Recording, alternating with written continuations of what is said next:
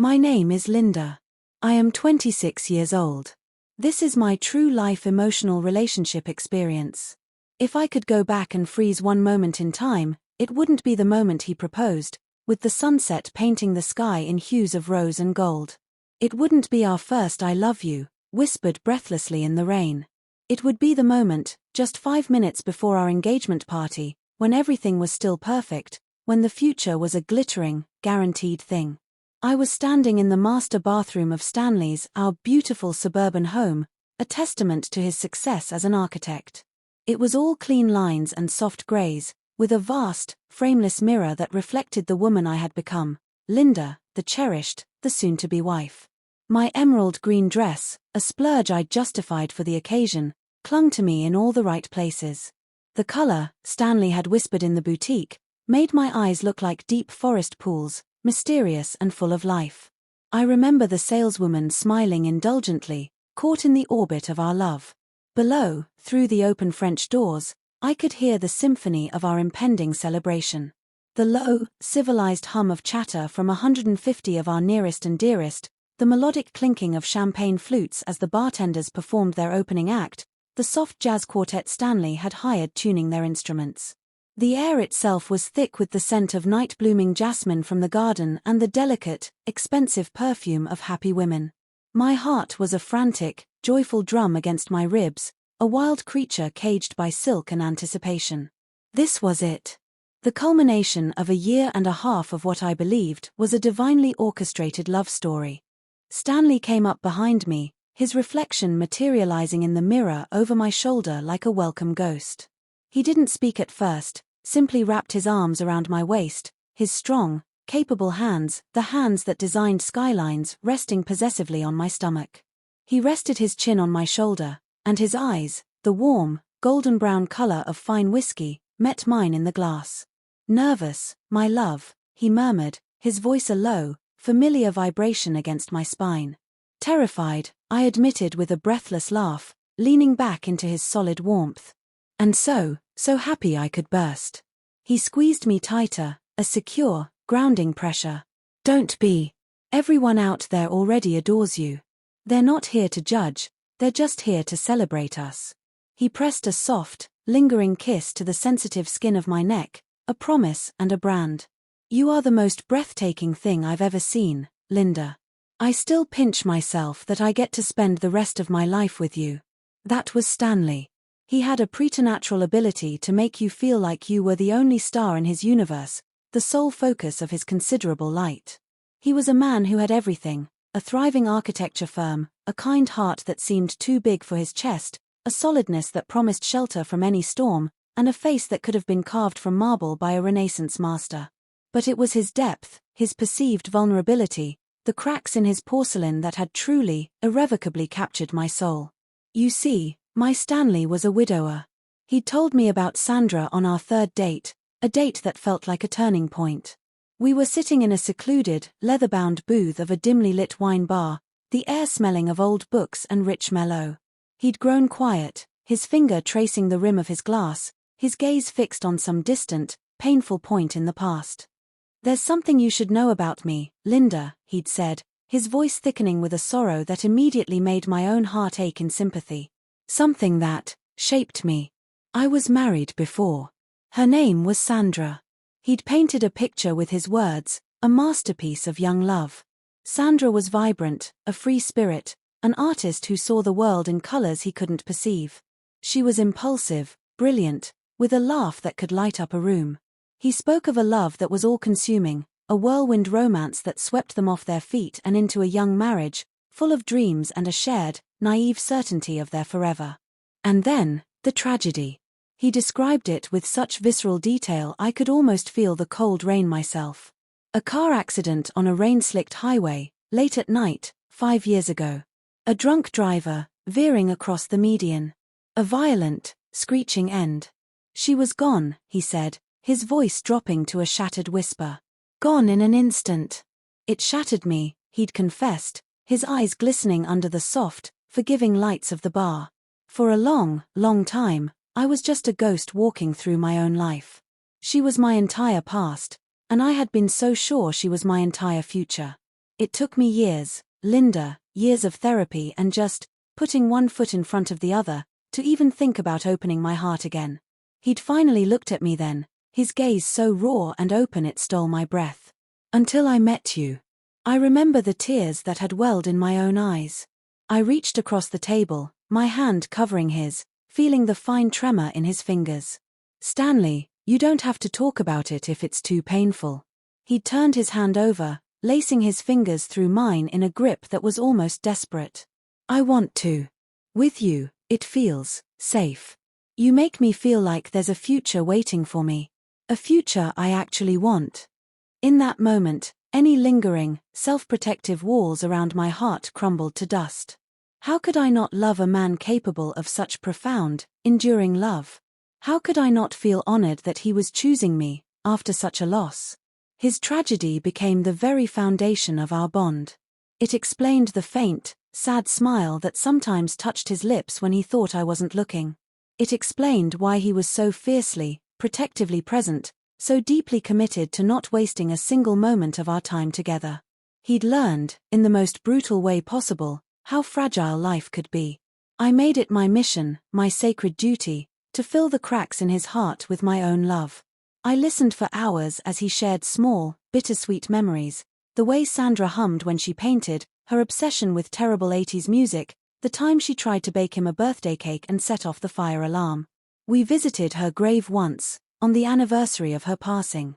It was a bright, sunny day, a cruel contrast to the somber occasion. He'd brought a bouquet of white lilies, her favorite. I'd stood a respectful distance back, giving him space for his private grief, my own eyes filled with tears for the vibrant woman I'd never known, and for the enduring pain of the man I loved so deeply. When he was done, he turned to me, his eyes red-rimmed but clear, and pulled me into a crushing embrace.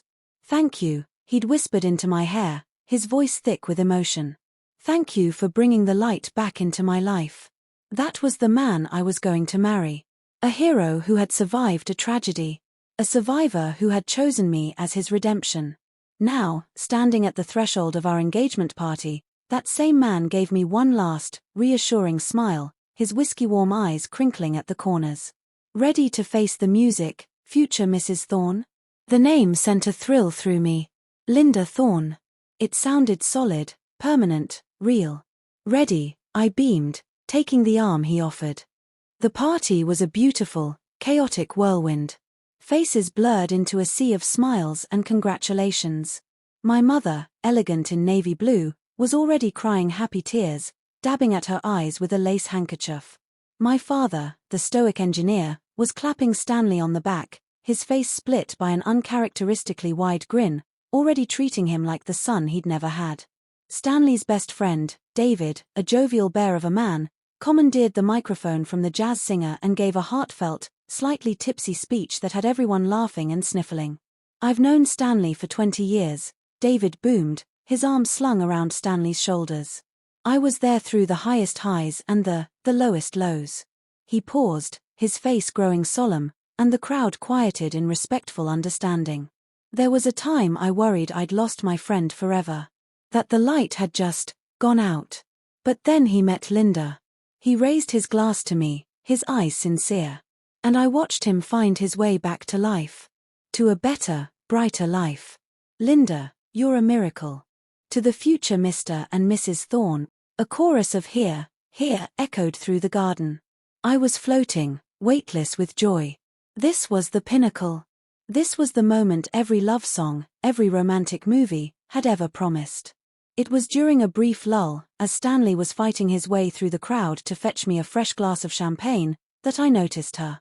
The world seemed to decelerate, the music and laughter fading into a dull, underwater roar in my ears. Stanley was mere feet from her when he saw her. I witnessed the change in him instantly, viscerally. His confident, celebratory stride faltered, stumbled. The brilliant, loving smile melted from his face, replaced by a look of such pure, unadulterated shock and horror that it was like watching a marble statue crack and crumble in real time. His fingers went slack. The champagne flutes slipped from his grasp, shattering on the flagstone patio with a sound as sharp and final as a gunshot.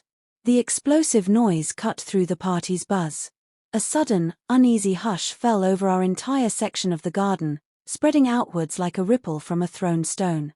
Stanley was paper-white, his jaw hanging slack. He looked like a man witnessing a resurrection, a terrifying miracle. He was seeing a ghost. And in a way, he was.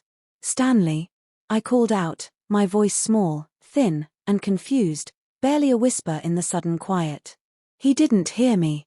He was a planet whose entire gravitational pull was now centered on this one, shattering woman. She took a step closer, her voice trembling but unnervingly clear, cutting through the silence like a shard of glass. "Hello, Stanley. Surprised to see me?" Stanley just stared, his chest heaving as if he'd run a marathon. He opened his mouth, a pathetic, fish-like motion, but no sound emerged. The woman's blue eyes, now flickering with a storm of emotions, left his face and found me, standing frozen a few yards away. Her gaze was a physical thing. It swept over my emerald green dress, a critical, assessing glance, then dropped to the new, obscenely large diamond sparkling on my left hand. A sad, bitter, knowing smile touched her lips, a smile that held a universe of pain. She looked back at Stanley, and her next words were delivered with a quiet, devastating precision that I feel etched into my bones to this day. "I see you've been busy," she said, her voice dripping with a pain so raw it was almost tangible. "You moved on. Found a new wife. You didn't even wait to make sure the old one was actually in the ground, did you?" A collective, sharp gasp rippled through the crowd, a wave of shock and morbid fascination. My mother's hand flew to her mouth, her eyes wide with horror. My father took an instinctive, protective step toward me, his face hardening into a mask of confusion and anger. My mind, my poor, reeling mind, was a scrambled mess, refusing to process the words. "Old one? In the ground?" It was the language of a nightmare. Stanley finally found his voice, but it was a strangled, pathetic thing, barely recognizable. "Sandra, you're supposed to be dead," the woman, Sandra, finished for him, her voice gaining a hard, flinty edge. She let out a hollow laugh that held not a single ounce of humor. "Yes, I'm sure that was a much more convenient story for you. So much more romantic and less messy than telling people the sordid truth." I felt my legs go weak, the muscles turning to water. I stumbled forward a step, my eyes darting wildly between Stanley's ashen, guilt-stricken face and Sandra's defiant, utterly broken one. What is she talking about, Stanley?" My voice was a desperate, pleading whisper. "Who is this?" Sandra turned her full attention to me. Up close, under the twinkling fairy lights, I could see the fine lines of stress and hardship etched around her eyes, the deep weariness in her posture that spoke of years of struggle. But she was undeniably the woman from the photographs Stanley kept in a small, leather-bound album on his bookshelf, the album he'd titled A Different Life. The woman whose polished granite headstone I had visited, where I had placed a single lily and wept for a stranger. She was older, harder, the softness in her photos carved away by adversity, but she was undeniably, terrifyingly alive. "My name is Sandra Thorne," she said, her voice softening slightly as she took in my obvious, complete devastation. It was the pity in her tone that made this real, that made the floor feel like it was tilting. "And I am so very, very sorry to do this to you. Truly, I am. But that man," she said, pointing a trembling, accusatory finger at Stanley, who looked like he wanted the earth to crack open and swallow him whole, "is still my husband." The ground did fall away then. The world tilted on its axis, spilling all the light and laughter and music into a black void. The beautiful, twinkling fairy lights now seemed garish, the cheerful jazz a grotesque parody. This wasn't a party, it was a wake for my own naivety. "No," I breathed, shaking my head, a frantic, involuntary denial. "No, that's not possible. She died. In a car accident. 5 years ago." I was pleading now, begging her, begging Stanley, begging anyone in the stunned crowd to step forward and confirm the reality I had lived and breathed for 18 months. Sandra's expression was one of profound, weary pity. "There was no car accident. He told you that." She shook her head, a sad smile playing on her lips. "How creative of him." She looked back at Stanley, her eyes blazing with a fury that had been simmering for years. "Tell her, Stanley. For once in your goddamn life, tell the truth. Or should I do it for you? Stanley finally seemed to break out of his catatonic state. He moved toward me, reaching for my arm, his touch feeling like a brand of betrayal. Linda, please, you have to let me explain. This isn't what it looks like. We can go inside, talk about this privately. It looks like you're married to another woman, I shrieked, yanking my arm away from his touch as if it were acid. The sound of my own voice, raw and hysterical, seemed to snap the last vestiges of social decorum. The crowd began to murmur loudly, a cacophony of shock and speculation. I saw phones being discreetly, or not so discreetly, pulled from pockets and clutches. We've been separated for 3 years, Stanley insisted, his voice low and frantic, trying to contain a situation that was already a nuclear fallout. It's over, Sandra, you know it is. It was over long before I met Linda. Separated? Sandra's laugh was sharp, brittle, and utterly devoid of warmth. We never signed divorce papers, Stanley. You don't get to call it separated. You walked out. You packed a bag while I was at my mother's, you emptied our joint savings account, left me with nothing but a mountain of debt you'd secretly accrued, and you disappear. You changed your number.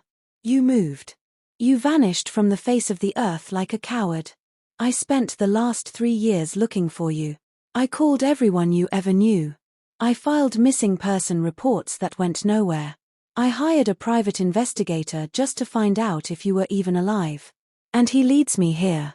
Her voice broke, the fury giving way to a gut-wrenching sob that she quickly stifled. To your engagement party. Each word was a hammer blow, systematically shattering the beautiful, handcrafted reality Stanley had so carefully constructed for me. The tragic widower. The heartbreaking past.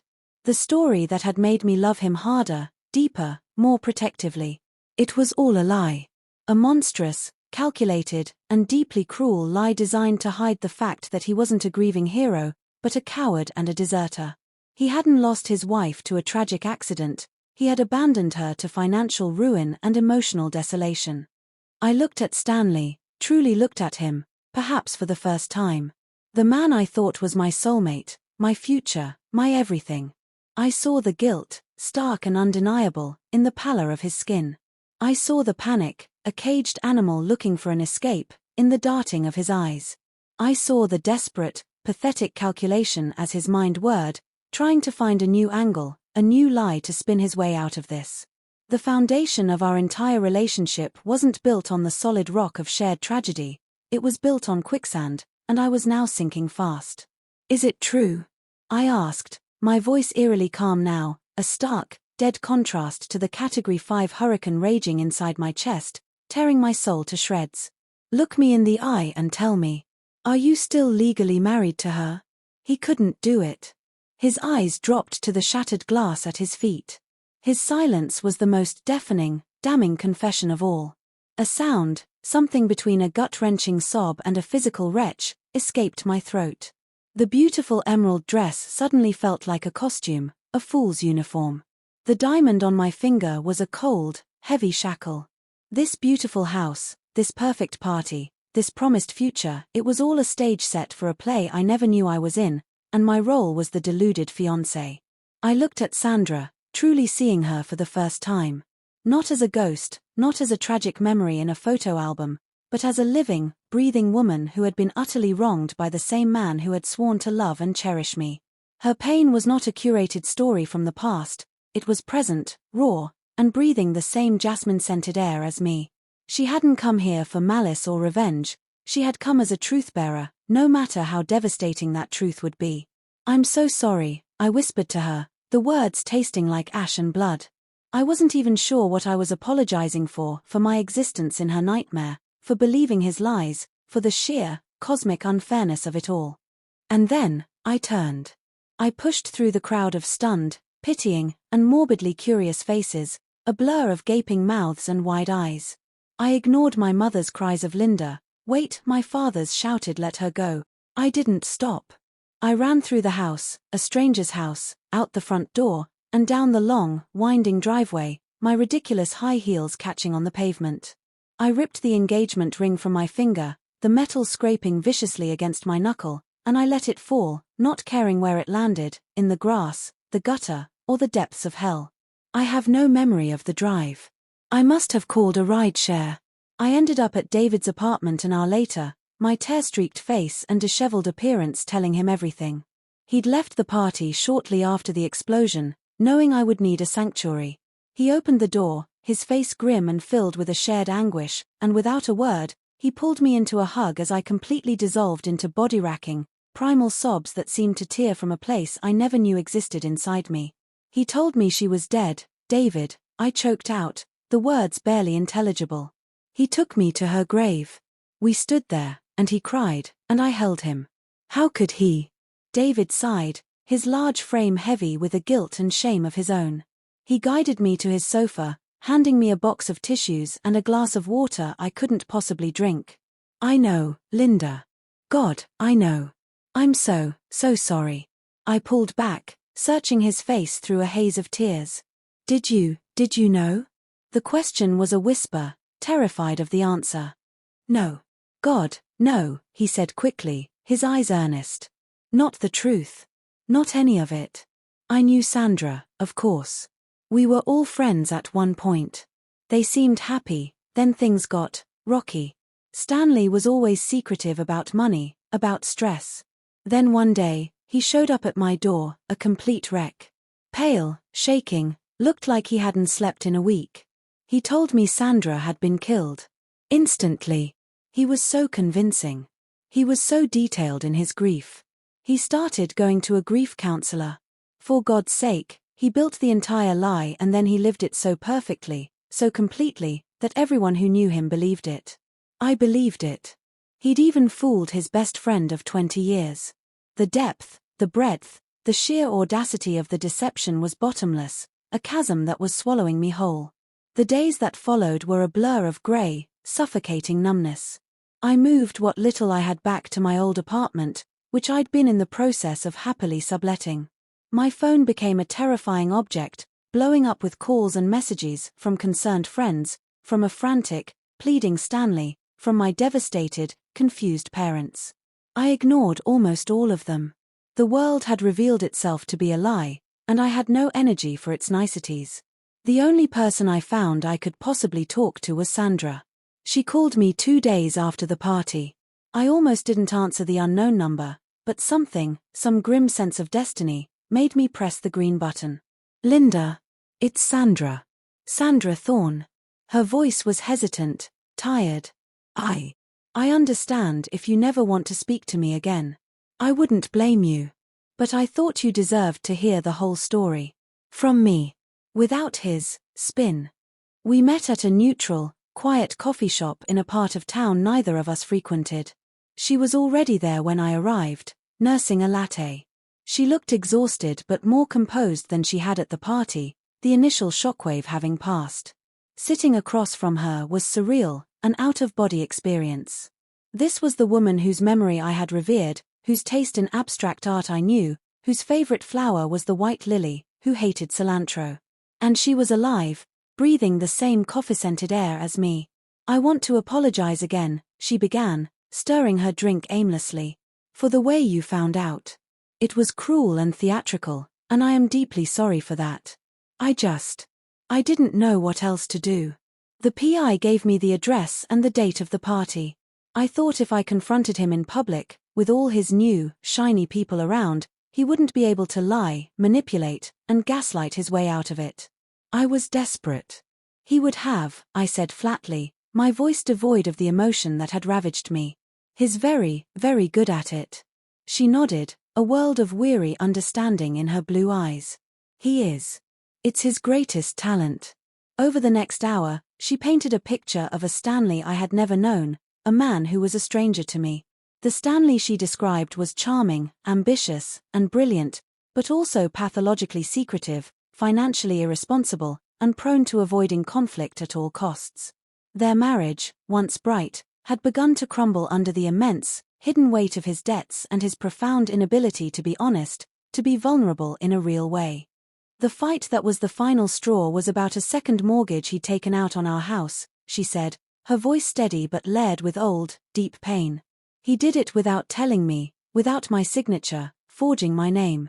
I found the foreclosure notice in the mail. He was going to lose everything we'd built. Instead of facing it, of working through it with me, of declaring bankruptcy together, he just left. Like a thief in the night. A week later, I went to pay a bill and discovered he'd drained our entire joint savings and checking accounts. I was served with official foreclosure papers a month after that. I lost the house, Linda. The house we picked out together. My stomach churned. The man who stood for solidity and structure, who built his professional life on honesty and foundations, was a complete and utter fraud in his personal life. I tried to find him, she continued, her gaze distant, lost in the memory of those terrible years. 4 months. I called his parents. They claimed they didn't know where he was, that they were worried sick. I think now they were covering for him, too ashamed of what he'd done. His brother stopped taking my calls. I was completely alone. I eventually had to declare bankruptcy. I lost my home, my credit was destroyed. I lost my entire sense of stability and safety because of him. I was working 2 jobs just to keep a roof over my head, a tiny apartment that smelled of other people's cooking. And the whole fucking time, she said, her voice cracking with the injustice of it, I had no idea he was out there, telling people I was dead, playing the heartbroken widower, and starting a brand new, perfect life with a beautiful, unsuspecting woman. The monstrous, panoramic scale of his betrayal finally fully revealed itself, and it stole the air from my lungs. He hadn't just lied to me. He had systematically destroyed her. He had taken the easiest, most cowardly way out, crafting a tragic narrative that painted him as the noble victim, while the real victim was left to scavenge through the radioactive wreckage of the life he had obliterated. The grave, I prompted, almost afraid to ask, the final piece of the grotesque puzzle. She let out a long, weary, bitter sigh. My grandmother. She's buried in that plot. Her name was Sandra Elizabeth Miller.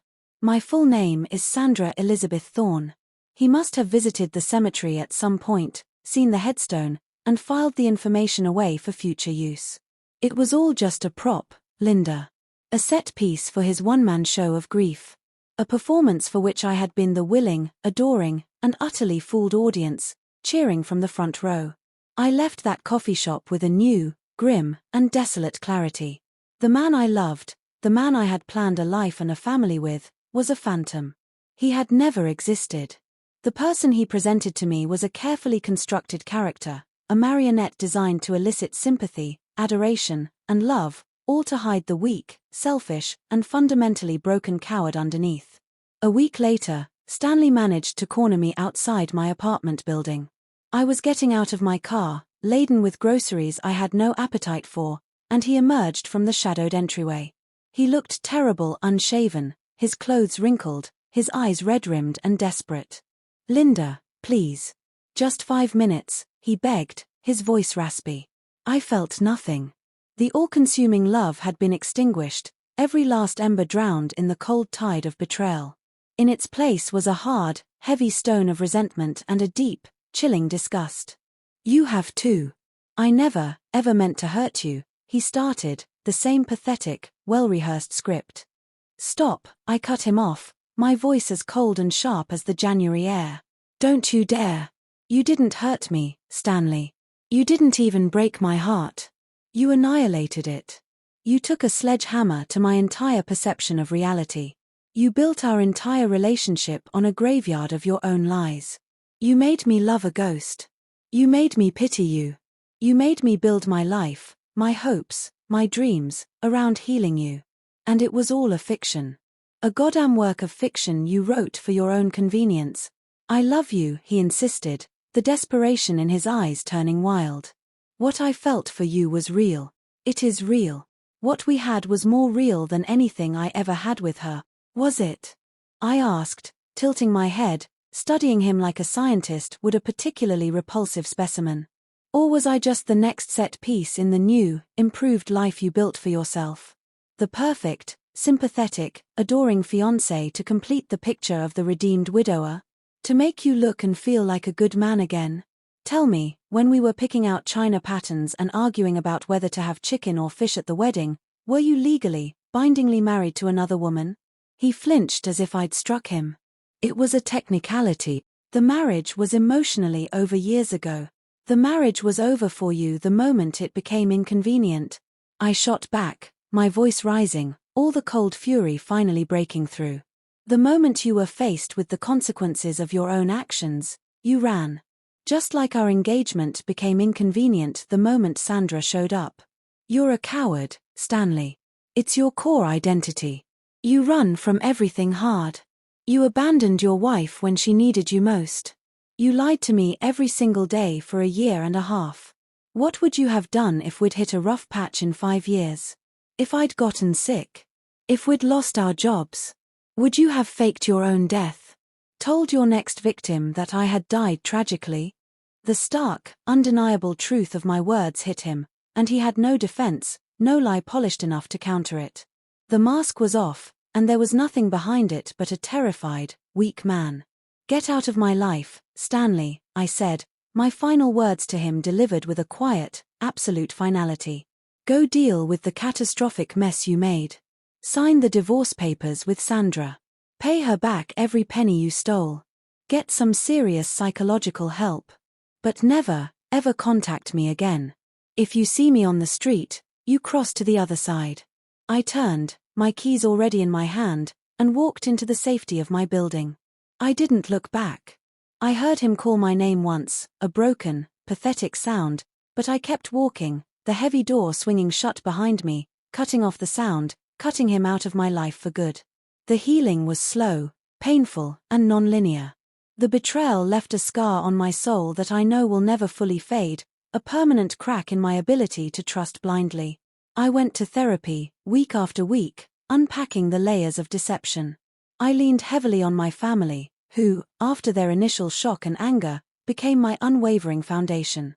And in the strangest twist of all, I formed a tenuous, but genuine, friendship with Sandra. We were two survivors of the same shipwreck, bound by the unique trauma inflicted by the same man. We exchanged emails occasionally, updating each other on our slow progress. She finally, officially divorced him, and he was ordered by the court to pay her a substantial settlement, a small down payment on the debt he owed. She was slowly, painstakingly, rebuilding her life, one piece at a time. It's been a year now. I'm in a better place. The raw, screaming pain has dulled to a persistent, manageable ache, a quiet reminder to be less trusting, to look deeper, to listen to the small, quiet voice of intuition I had ignored for so long. I was cleaning out a box of old things last week, preparing to move to a new apartment, a new beginning, when I found it. A photo from that fateful engagement party, taken by a friend just minutes, maybe seconds, before Sandra arrived. In it, Stanley is looking down at me, his expression one of such perfect, convincing adoration it could have won an award. I'm beaming up at him, my face tilted to his, my eyes full of blind, unquestioning love and the bright, certain promise of a future that was nothing but a beautiful, elaborate, and soul-crushing lie. I don't see happiness when I look at that picture anymore. I see a performance. I see the careful, calculated gaze of a man who knew, on some level, that the third act of his twisted play was about to come crashing down around him. And I see a woman who loved a ghost, not knowing that she was the one who was about to have her heart buried alive. The title Fiance was never really mine. I was just the understudy, standing in for a wife who was never dead. Click the subscribe button below to subscribe to our channel, Beyond All Stories, for the rest of the story and other true stories.